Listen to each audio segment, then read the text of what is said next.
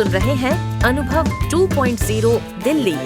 नई नई ये बातें, नई है जानकारी, आ गई अब हमारी सीनियर्स की बारी।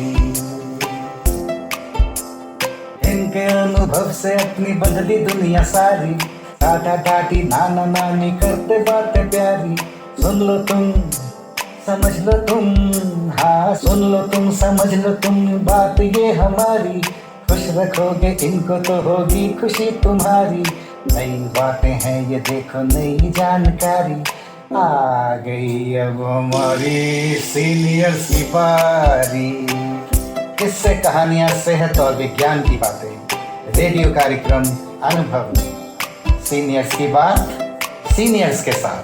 वरिष्ठ नागरिकों के लिए उनके अनुभवों पर आधारित पॉडकास्ट श्रृंखला। इसे सामाजिक न्याय और अधिकारिता मंत्रालय, भारत सरकार के सहयोग से national institute for social defence और मीडिया फॉर कम्युनिटी फाउंडेशन द्वारा प्रस्तुत किया जा रहा है। इस कार्यक्रम की संकल्पना और रूपरेखा डॉक्टर आर श्रीधर ने तैयार की है। परियोजना समन्वयक है आशीष तिवारी एवं निर्माण और प्रस्तुति डॉक्टर कला अय्यर, जेनेसिस मीडिया की है। आइए सुनते हैं श्रीमान अशोक कुमार का अनुभव। अब से 50-60 वर्ष पहले वहाँ का जीवन बड़ा सुकूनमय था। वहाँ जो है किसी के यहाँ अगर कोई लड़ाई झगड़ा था या कोई और बात थी तो सब लोग वहाँ पारस्परिक आपस के संवादों से ही निपटा लेते थे। वहाँ किसी में कोई विद्वेष नहीं था।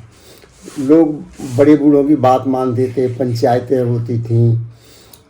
किसी के यहाँ अगर कोई शादी विवाह है, किसी गरीब के यहाँ है तो सब लोग बड़े उत्साह से उसमें सम्मिलित होते थे, आर्थिक रूप से भी मदद कर देते थे और बड़े सामाजिक समरसता बहुत थी वहाँ। लेकिन यहाँ शहरों में भी उस समय ज़्यादा कोई भीड़ भाड़ नहीं थी और यहाँ भी बहुत कम लोग शहरों में आना पसंद करते थे। अपने देहात में ही रहे, वे खेतों पे गए या अपने चौपाल के आगे कोई वृक्ष लगा हुआ है तो उसी पेड़ के नीचे अपनी चारपाइयाँ डाल के पंचायतें होती थी, बैठते थे, एक दूसरे के दुख दर्द की सुनते समझते थे, मदद करते थे और आराम से जीवन यापन चलता था। जो खेती में हो जाता है और जो जीविका के अन्य साधन थे उनसे जो मिल जाता था उसी में संतोष के साथ बड़े सुकून से गुजारा चलता था। अब जीवन की भागदौड़ में, इतनी व्यस्तताओं में जब लोग शहरों में आने लगे तो यहाँ जो है भागदौड़ तो बहुत ज़्यादा है लेकिन सुकून और शांति जो है यहाँ से लगभग ख़त्म सी ही हो रही है। तो शहरी वातावरण में और शहरी जीवन में और देहात के जीवन में आज के दिन भी बहुत अंतर होता है। लेकिन फिर भी देहात में शुद्ध हवा है, शुद्ध पानी है, शुद्धता का भोजन है। यहाँ तो बस ये है कि केवल पैसा कमाने भर से के लिए, सब कुछ करने के लिए आदमी तत्पर रहता है। जीवन में अपने लिए कोई भी क्षण वो देना नहीं चाहता और अपने लिए उसके पास समय ही नहीं है, परिवार के लिए उसके पास समय ही नहीं है, समाज की तो बात ही छोड़ दीजिए आप। तो यहाँ जो है आदमी मशीनी होकर रह गया है शहरों में। लेकिन देहात में अभी भी जो है आदमियों के पास समय है। वहाँ उस समय मोबाइल नहीं होते थे, अब तो देहातों में भी बहुत मोबाइल हैं, सबके पास मोबाइल हैं। तो यूट्यूब, फेसबुक, व्हाट्सएप, आदमी उनमें व्यस्त ज़्यादा रहता है और अपनों के लिए भी समय नहीं निकाल पाता। अपने लिए तो समय निकालना बहुत दूर की बात हो गई। तो इस तरीके से थोड़ा दुराव बढ़ गया है आपस में भी। लेकिन शहरों में तो और भी ज़्यादा। शहरों में तो रात दिन चलते फिरते, बस में, सड़क पे, हर समय मोबाइल, यूट्यूब, व्हाट्सएप, इनसे बड़ा परिवर्तन भी हुआ है। बच्चों की मानसिकताओं में बड़े प्रभाव आए हैं। जो होना चाहिए वो नहीं हो रहा है, जो नहीं होना चाहिए वो होने लगा है। ये प्रक्रिया देहातों में भी हो गई है। जो वहाँ नहीं होना चाहिए सांस्कृतिक रूप से, पारंपरिक रूप से या सामाजिक दृष्टिकोण से, तो वो वहाँ भी अब होने लगा है, जो कि शहरों में होता है। क्योंकि ये जो संचार के माध्यम के कारण से वहाँ भी वही कुरूपताएं और अंतर भेद आ गए हैं। लेकिन पहले बहुत कम फिल्में हुआ करती थी, वो भी बड़ी शिक्षाप्रद होती थी। लेकिन अब तो बस YouTube पर और उस पर इतना कुछ दिखाया जाने लगा है, अश्लील सामग्रियाँ भी आने लगी हैं जो बच्चों के मानसिक प्रभाव पर असर देते हैं। देखते देखते आँखों पर भी दुष्प्रभाव पड़ने लगे हैं। तो पहले देहात की ज़िंदगी में बड़ा सुकून था, हालांकि साधन कम थे, संतोष बहुत था। लेकिन शहरों में पैसा बहुत, संतोष और सुकून और सुख नाम की चीज़ नहीं है। जिसे हम सुख कहते हैं ना, वो आंतरिक अपने मन की ही शांति होती है, जिसे हम पैसे में ढूंढते फिरते हैं, बाहर भागते फिरते हैं, लेकिन वो वहाँ मिल नहीं पाती। अंततः आखिर में जाकर के ये पता होता है कि हमने सारा जीवन जो है इसमें लगाया, तो पैसे कमाने में खपाया तो, लेकिन उससे निजी तौर पे मिला कुछ भी नहीं। तो इस प्रकार से शहरी जीवन और देहाती जीवन में आज भी बड़ा अंतर है। वहाँ की जो मौलिक परंपराएं हैं वो आज भी जीवित हैं। वहाँ आदमी को आदमी समझता है। वहाँ किसी दुखी परेशान किसी के हाथ में यदि कोई वो सहायता लेने पहुँचता है तो लोग उसकी मदद भी करते हैं। लेकिन यहाँ तो अगर कोई सड़क पर भी अगर कोई एक्सीडेंट हो जाए ना, तो वो पड़ा भले रहे, लेकिन वो उसकी कोई मदद करने के लिए कभी भी तैयार होना पसंद नहीं करता।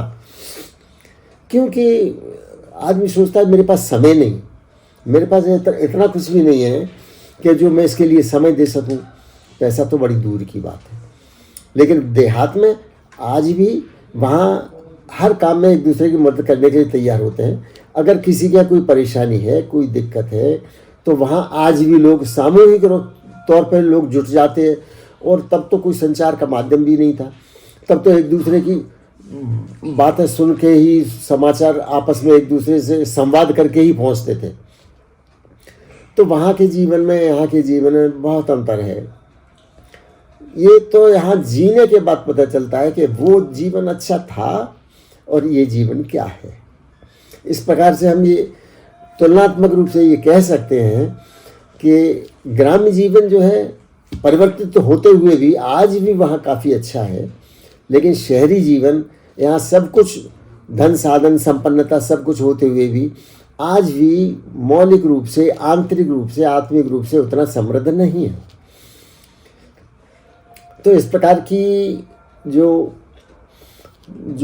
पारंपरिक जो दूरियां हैं देहाती और शहरी जीवन की, उनमें बड़ा भेद है और एक प्रकार से बड़ा मतभेद भी है। लेकिन अब भी हर गांव से, हर कस्बे से, शहर, छोटे शहरों से बड़े शहरों तक, हर घर का हर आदमी, कोई न कोई लड़का, कोई न कोई आदमी, किसी न किसी, कोई पढ़ाई के लिए, कोई जीविका के साधन संपन्नता के लिए किसी न किसी रूप में शहरों में वो अपना आशियाना ढूंढ रहे हैं।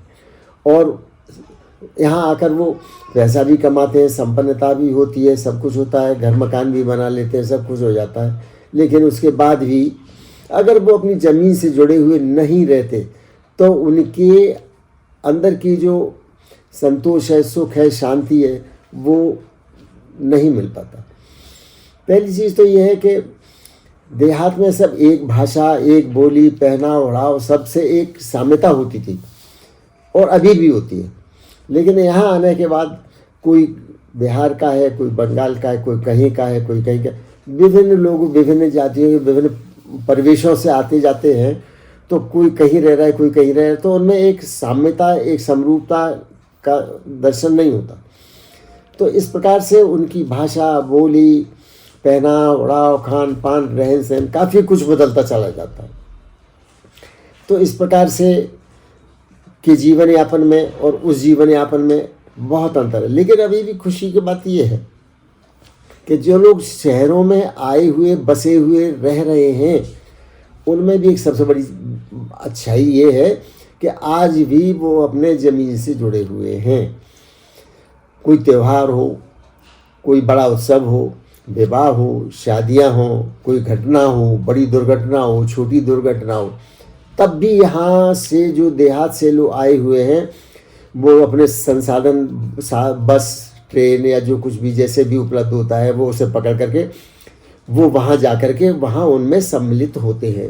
अब आप देखिए बिहार से कितने लोग यहाँ आए होते हैं, पूरब के कितने लोग यहाँ आए होते हैं, लेकिन छठ पूजा पर या और जो कार्यक्रम होते हैं बिहार के या दूसरे प्रदेशों के, और वो भीड़ इकट्ठी होती है, इतनी भीड़ इकट्ठी होती है कि ट्रेनों में, बसों में पैर रखने की जगह नहीं होती। इसका कारण केवल यही है कि आज भी वो अपनी अंतरात्मा से मूल रूप से अपने जड़ों से जुड़े हुए हैं, देहात से जुड़े हुए हैं, और ये बड़ी अच्छी बात है। इससे जो है अपने संस्कार बने रहते हैं, अपनी सभ्यता, संस्कार, परंपराएं जीवित रहती हैं। ठीक है, भाषा बोली बदलती है, थोड़ा जानते हैं हम भी कि हाँ ये हम सब ये सब आडंबरिक तौर पर कर रहे हैं, लेकिन हाँ उनसे परिवर्तन होते हुए भी हमारी आत्मा जो है, मन जो है, हमारे संस्कार जो है, परंपराएं जो है, वो संजीवनी की तरह जीवित रहती हैं।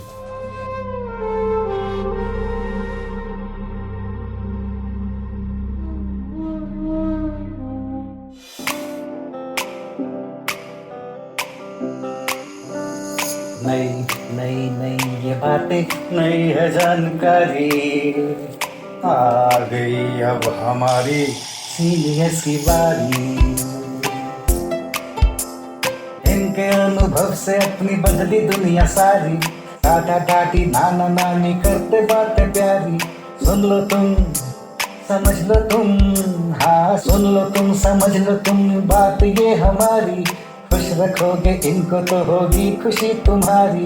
नई बातें हैं ये देखो, नई जानकारी, आ गई अब हमारी सीनियर्स की बारी। किस्से, कहानियां, सेहत और विज्ञान की बातें, रेडियो कार्यक्रम अनुभव में सीनियर्स की बात, सीनियर्स के साथ। यह था अनुभव 2.0 दिल्ली, वरिष्ठ नागरिकों के लिए विशेष पॉडकास्ट श्रृंखला। वरिष्ठ नागरिकों से जुड़ी किसी भी जानकारी के लिए toll free Elder line number 14567 पर संपर्क करें।